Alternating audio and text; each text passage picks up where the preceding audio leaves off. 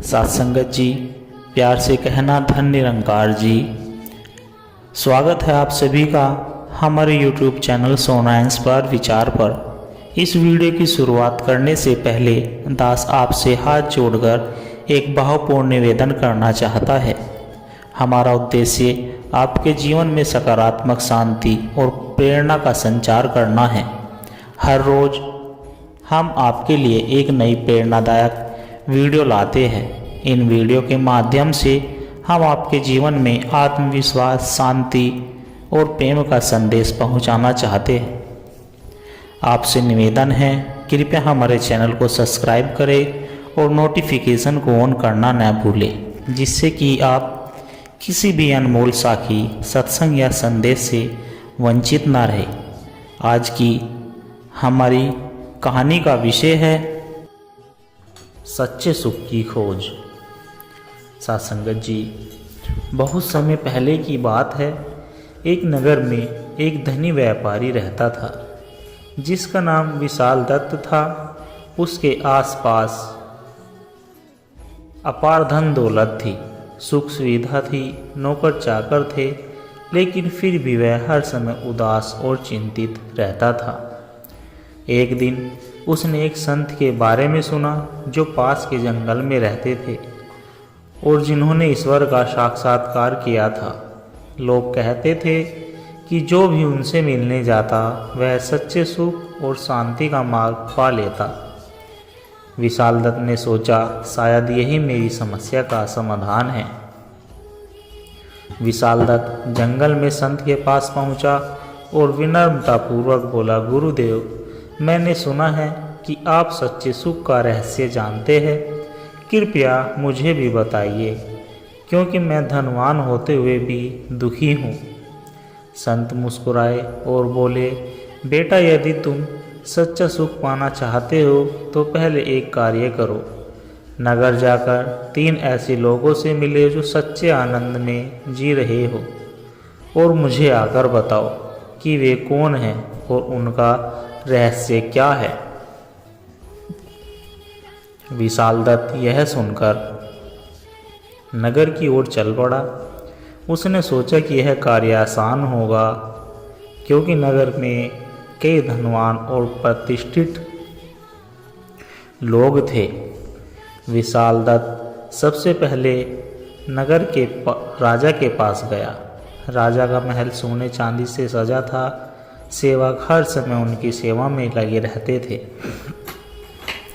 विशाल दत्त ने राजा से पूछा, महाराज, क्या आप पूर्ण रूप से सुखी हैं? राजा ने गहरी सांस ली और कहा, मैं बाहर से सुखी दिखता हूँ, लेकिन भीतर से हमेशा चिंतित रहता हूँ। मुझे अपने शत्रुओं का भय है, अपने राज्य को बचाने की चिंता है और इस महल में रहकर भी मेरे मन को शांति नहीं मिलती। विशाल दत्त को आश्चर्य हुआ कि इतना धन और वैभव होने के बावजूद राजा सुखी नहीं था। इसके बाद वह एक और प्रसिद्ध व्यापारी के पास गया जो अपार धन का मालिक था। उसने वही प्रश्न किया, क्या आप सच्चे सुखी हैं?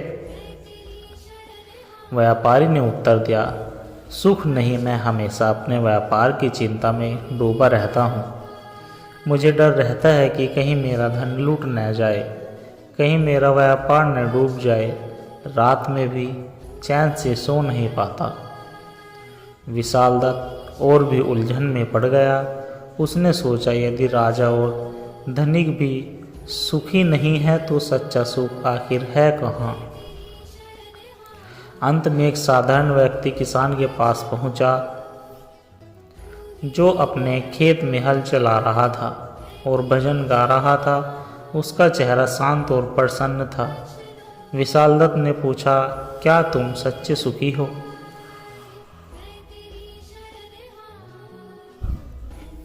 किसान ने मुस्कुराते हुए कहा, हाँ, मैं बहुत सुखी हूँ।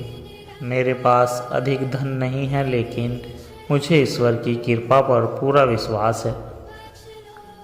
मैं जो कुछ भी कमाता हूँ उसी में संतुष्ट रहता हूँ। मैं हर सुबह ईश्वर का नाम लेता हूँ। दिन भर मेहनत करता हूँ और रात को चैन की नींद सोता हूँ। मुझे न किसी चीज़ का डर है न किसी चीज़ की चिंता। विशाल दत्त को अब समझ आने लगा था कि सच्चा सुख केवल बाहरी चीज़ों में नहीं बल्कि संतोष, भक्ति और सादगी में ही सच्चा आनंद है।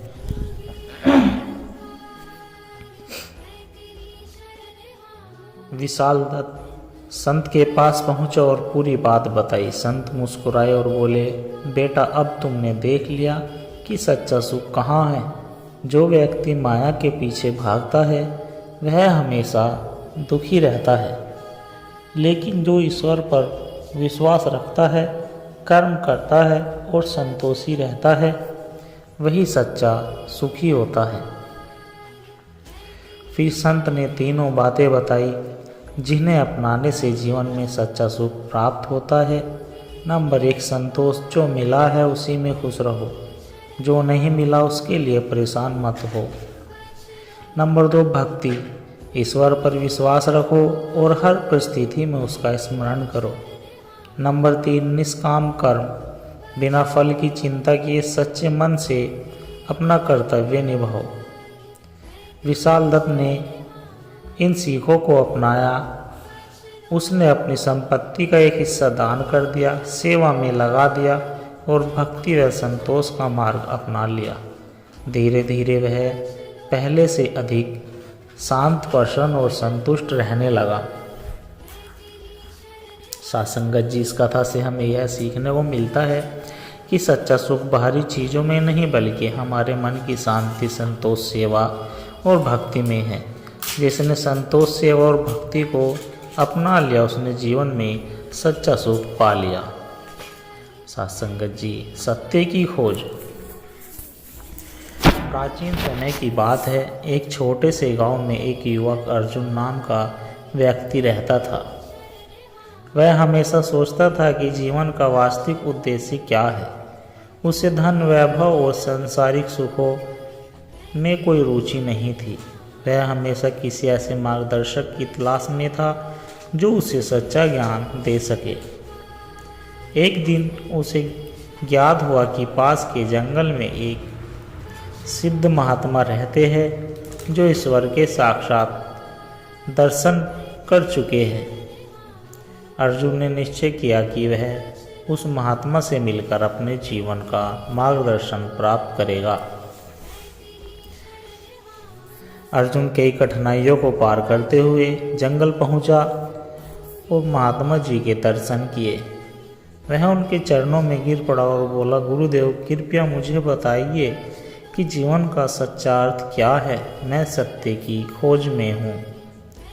महात्मा मुस्कुराए और बोले, बेटा सत्य की खोज कठिन है, लेकिन यदि तुम में धैर्य और श्रद्धा है तो मैं तुम्हारी सहायता कर सकता हूँ।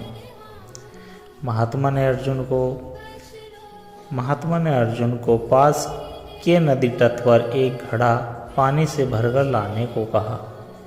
अर्जुन तुरंत गया, लेकिन जैसे ही उसने घड़ा भरा वह फिसलकर गिर गया और पानी भी गिर गया।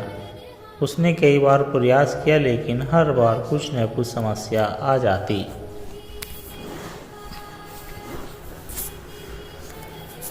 वह निराश होकर महात्मा के पास लौटा और बोला, गुरुदेव मैं यह कार्य नहीं कर पा रहा हूँ। महात्मा मुस्कुराए और बोले, बेटा यही जीवन का पहला पाठ है, धैर्य और श्रद्धा। यदि तुम हर कठिनाइयों के सामने हार मान लोगे तो सत्य की खोज असंभव है। पुनः जाओ और तब तक प्रयास करो जब तक सफलता न मिले। अर्जुन ने फिर से प्रयास किया और इस बार वह सफल रहा। उसने सीखा कि धैर्य और श्रद्धा के बिना कुछ भी प्राप्त करना संभव नहीं।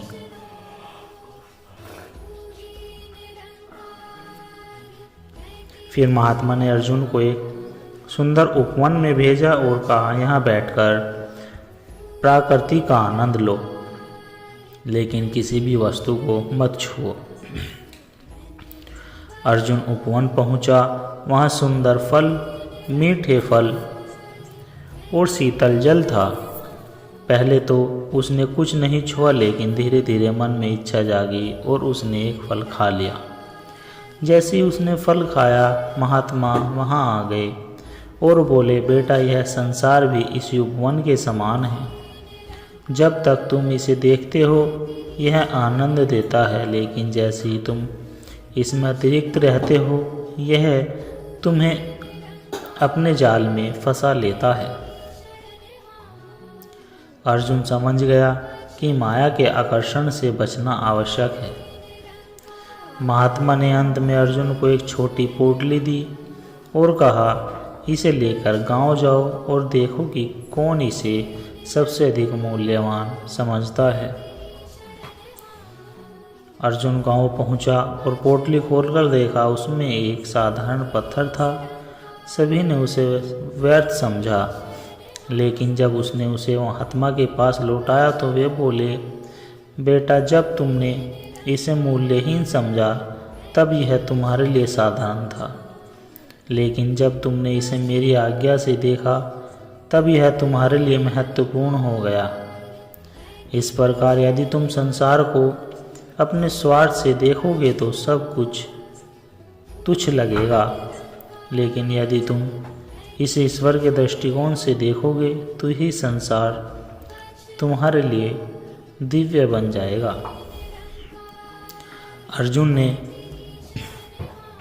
अर्जुन को अब समझ आ गया था कि सच्ची भक्ति का अर्थ है सब कुछ ईश्वर को समर्पित कर देना।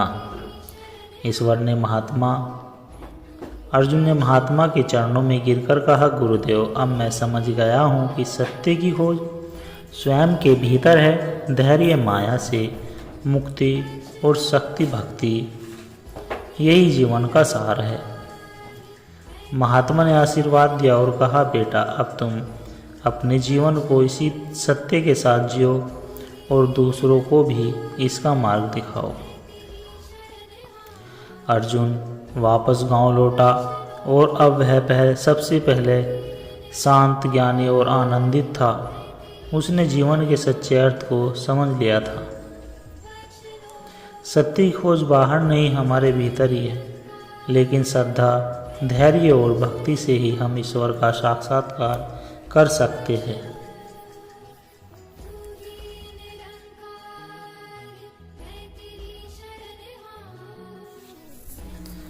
मनुष्य अपने शरीर को ही स्वयं मान बैठता है, लेकिन सत्संग हमें यह सिखाता है कि हम यह शरीर नहीं बल्कि आत्मा अमर है। शरीर नश्वर है लेकिन आत्मा शाश्वत है। यदि हम इस सत्य को समझ लेते तो संसार के मोह माया से मुक्त होकर सच्ची शांति पा सकते हैं। ईश्वर तक पहुँचने के लिए केवल बुद्धि या तर्क नहीं बल्कि भक्ति और श्रद्धा आवश्यक है। भक्ति का अर्थ केवल पूजा पाठ नहीं बल्कि अपने मन, वचन और कर्म से भगवान का स्मरण करना है। जब हम सच्चे हृदय से प्रभु की भक्ति करते हैं तो हमारे जीवन में चमत्कारी परिवर्तन होते हैं। लोग सोचते हैं कि धन, वैभव और सांसारिक सुखों में आनंद है, लेकिन यह क्षणिक है। वास्तविक आनंद आत्मा की शुद्धता और ईश्वर के साथ जुड़ने में है। जब मनुष्य अपने भीतर झांकता है और आत्मा साक्षात्कार करता है तभी उसे सच्चा सुख मिलता है। अत्यधिक इच्छाएं और लालच ही सभी दुखों का कारण है। संतोष सबसे बड़ा धन है। जो व्यक्ति संतोषी होता है उसके जीवन की परिस्थिति में दुख नहीं होता। धैर्य और संतोष से मनुष्य हर कठिनाइयों को पार कर सकता है। सत्संग का अर्थ केवल धार्मिक प्रवचन सुनना नहीं बल्कि सत्य और सत्गुणों के संग में रहना है। सच्चा सत्संग वही है जो हमारे जीवन में सद्गुणों को विकसित करे, अहंकार को नष्ट करे और हमें ईश्वर के मार्ग पर चलाने की प्रेरणा दे। जैसा करोगे वैसा भरोगे, यह ब्रह्मांड का अटल नियम है। अच्छे कर्म का फल अच्छा और बुरे कर्म का फल बुरा होता है। अतः हमें सदा सत्कर्म करना चाहिए, किसी का दिल नहीं दुखाना चाहिए और अपने जीवन को सेवा, दया और परोपकार में लगाना चाहिए। संसार की माया बहुत आकर्षक हो लगती है, लेकिन यह हमें ईश्वर से दूर ले जाती है। हमें अपनी बुद्धि को जागृत करके माया के जाल को समझना होगा और उसमें फंसने से बचना होगा। जो व्यक्ति माया से मुक्त हो जाता है वही वास्तविक आनंद और शांति को प्राप्त करता है। गुरु बिना ज्ञान अधूरा है। जैसे अंधेरे में दीपक की आवश्यकता होती है, वैसे ही जीवन में सच्चे गुरु की आवश्यकता होती है। गुरु के मार्गदर्शन में चलकर ही हम अज्ञान से ज्ञान की ओर बढ़ सकते हैं और मोक्ष प्राप्त कर सकते हैं। जो मनुष्य क्षमा करना जानता है वह अपने जीवन में सबसे बड़ा योद्धा है। क्रोध, घृणा और ईर्ष्या हमें भीतर से कमज़ोर कर देते हैं। प्रेम, दया और क्षमा से हम अपने भीतर शांति का निर्माण कर सकते हैं और दूसरों को भी आनंदित कर सकते हैं।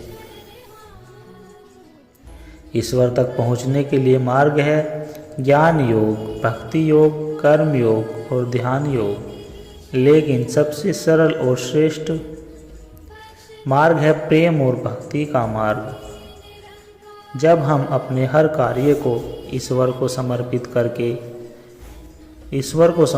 करके करते हैं, तब हमारा जीवन पवित्र बनता है और हमें ईश्वर की कृपा प्राप्त होती है। सत्संग का उद्देश्य हमें सत्य के मार्ग पर चलने की प्रेरणा देता है। आध्यात्मिक केवल ग्रंथों में नहीं बल्कि हमारे व्यवहार और उच्च कर्म में होनी चाहिए। यदि हम अपने जीवन में इन विचारों को अपनाएं तो निश्चित ही हमें आत्मिक शांति और प्रेम, ईश्वर की अनंत कृपा प्राप्त होगी।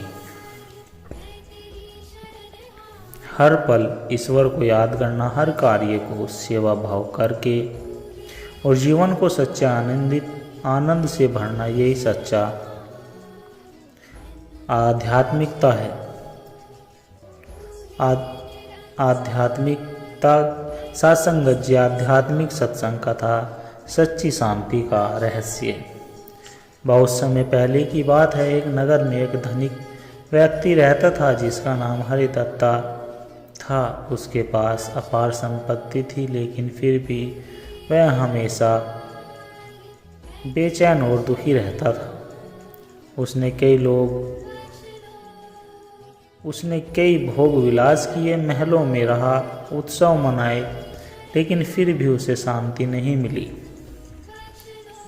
एक दिन उसने सुना कि पास के जंगल में एक वृद्ध महात्मा रहते हैं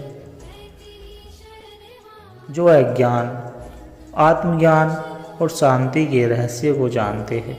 हरिदत्त ने निश्चय ईश्वर किया वह उन महात्माओं से मिलकर अपने प्रश्नों का उत्तर प्राप्त करेगा। हरिदत्त महात्मा के आश्रम पहुंचा और उनके चरणों में गिरकर बोला, गुरुदेव, मेरे पास सब कुछ है, लेकिन फिर भी मैं भीतर से अशांत और दुखी हूँ। कृपया मुझे शांति का मार्ग बताइए। महात्मा मुस्कुराए और बोले, बेटा, यदि तुम वास्तव में शांति चाहते हो तो पहले एक कार्य करो। इस जंगल में एक पत्थर पड़ा है, उसे उठाकर नगर के सबसे अमीर व्यक्ति को दे दो और देखो कि वह इसे कितना मूल्यवान मानता है। हरिदत्त ने ऐसा ही किया। वह पत्थर लेकर नगर गया और सबसे पहले एक सोने चांदी के व्यापारी के पास पहुंचा। व्यापारी ने पत्थर को देखा और कहा, यह तो साधारण पत्थर है, इसका कोई मूल्य नहीं। फिर वह राजा के दरबार में गया। राजा ने भी पत्थर को देखकर कोई रुचि नहीं दिखाई। फिर वह राजा के दरबार में गया। राजा ने भी पत्थर को देखकर कोई रुचि नहीं दिखाई। इसके बाद वह एक ऋषि के पास पहुंचा। ऋषि ने पत्थर को ध्यान से देखा। और फिर अपनी आंखें बंद कर ली। कुछ क्षण बाद उन्होंने कहा, यह साधारण पत्थर नहीं बल्कि एक दिव्य पत्थर है। यदि इसे सही तरीके से उपयोग नहीं किया जाए तो यह आत्मज्ञान का मार्ग दिखा सकता। सत्संगत जी। हरिदत्त महात्मा के पास लौटा और पूरी घटना सुनाई। महात्मा बोले, बेटा, यदि शांति का पहला रहस्य है, मूल्य दृष्टि पर निर्भर करता है। जो व्यक्ति केवल बाहरी धन संपत्ति को देखता है उसे सच्चे मूल्य का ज्ञान होता है, लेकिन जो व्यक्ति अपने भीतर देखता है वही असली मूल्य को पहचान सकता है। हरिदत्त ने पूछा, गुरुदेव, फिर मैं शांति कैसे प्राप्त करूं? महात्मा बोले, शांति बाहर नहीं तुम्हारे भीतर है। संसार में दौलत, पद, मान, सम्मान की चाहत कभी खत्म नहीं होती, लेकिन जब मनुष्य स्वयं को पहचान लेता है और आत्मा का अनुसरण करता है तभी उसे वास्तविक शांति मिलती है। महात्मा ने हरिदत्त को 3 बातें बताई जिनका पालन करने पर उसे शांति मिल सकती है। संतोष। नंबर 1, संतोष। जब तक मनुष्य अधिक पाने की लालसा करता है वह अशांत रहेगा। संतोष सबसे बड़ा धन है। नंबर 2, सेवा और ध्यान। सच्ची खुशी केवल लेने में नहीं बल्कि देने में है। जब हम निस्वार्थ भाव से सेवा करते हैं तब हमारा हृदय निर्मल हो जाता है। जब मनुष्य प्रतिदिन ध्यान करता है और ईश्वर का स्मरण करता है तब उसका मन शांत होता है। हरिदत्त ने इन तीनों बातों को अपनाया। उसने धन का अहंकार छोड़ा, गरीबों की सेवा की, ध्यान और भक्ति का एहसास किया। कुछ समय के लिए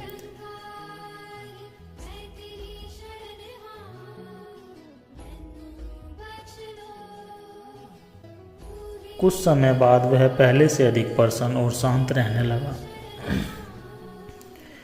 अब उसे समझ आ गया था कि सच्ची शांति बाहरी वस्तुओं में नहीं बल्कि आत्मज्ञान और संतोष सेवा में है। सत्संगत जी, इस कथा का सार यह है कि हमें यह सीखने को मिलता है कि शांति बाहर की चीज़ों से नहीं मिलती बल्कि हमारे विचारों, कर्म और जीवन शैली पर निर्भर करती है। जब हम संतोष, सेवा और ध्यान का मार्ग अपनाते हैं तभी हमें सच्ची आध्यात्मिक शांति प्रदान होती है। सत्य, संतोष और सेवा यही जीवन की सच्ची शांति के स्रोत है। सत्संगत जी, मनुष्य अक्सर अपने शरीर को ही अपनी पहचान मान बैठता है, लेकिन सत्य यह है कि हम शरीर नहीं, आत्मा है। शरीर तो नश्वर है पर आत्मा अमर है और शाश्वत है। जब हम इस सत्य को समझ लेते हैं तब हमें मृत्यु का भय नहीं रहता और हम सही दिशा में जीवन जीने लगते हैं। लोग सोचते हैं कि धन, वैभव और सांसारिक वस्तुओं में आनंद है, लेकिन यह केवल क्षणिक सुख है। जैसे समुद्र का खारा पानी प्यास नहीं बुझा सकता, वैसे ही भौतिक वस्तुएं कभी स्थायी सुख नहीं दे सकती। सच्चा सुख आत्मा की शुद्धता और ईश्वर के साथ जुड़ने में है। मन की शांति केवल तब प्राप्त होती है जब हम अपने अंदर झांकते हैं।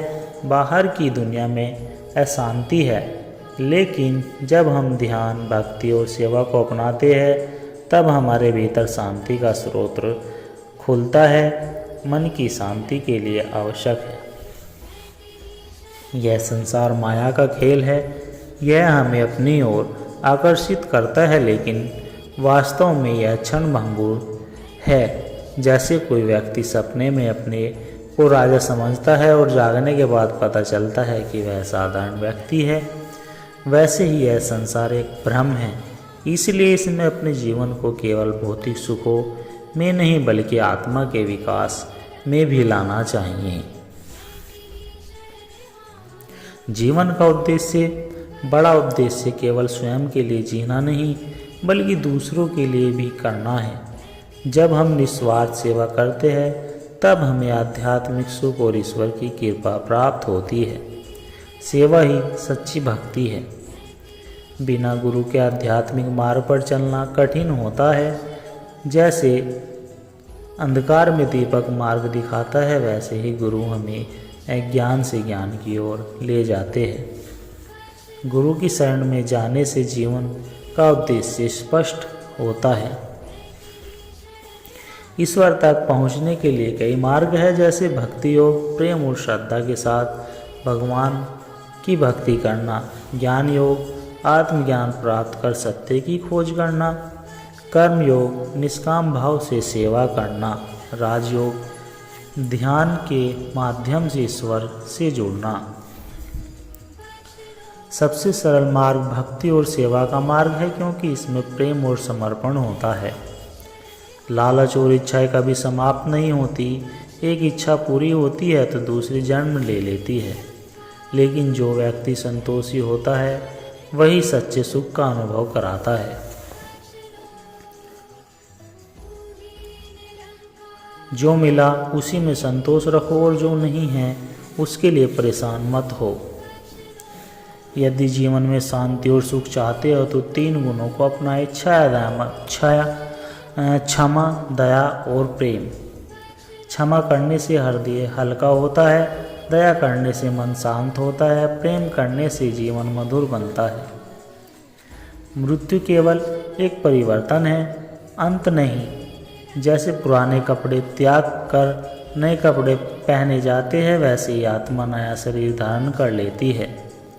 यदि हम इस सत्य को समझ ले तो मृत्यु का भय समाप्त हो जाएगा और हम जीवन को अधिक आनंदमय तरीके से जी सकेंगे।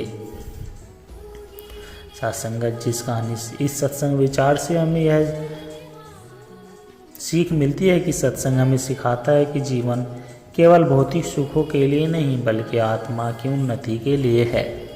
जब हम सेवा, संतोष, ध्यान, भक्ति और प्रेम को अपनाते हैं तब हमारा जीवन सफल और सार्थक बनता है। सत्य, संतोष और सेवा यही जीवन की सच्ची शांति के स्रोत है। सत्संगत जी दास के द्वारा कही गई आध्यात्मिक कहानी विचार और सत्संग विचार यदि आप जी को अच्छे लगे हो तो लाइक, कमेंट, शेयर ज़रूर करें और हमारे चैनल को भी सब्सक्राइब कर दें और दास को आशीर्वाद दे कि हर रोज़ आप जी के चरणों में ऐसे ही सत्संग विचार लेकर आता रहे। साथ संगत जी प्यार से कहना, धन निरंकार जी।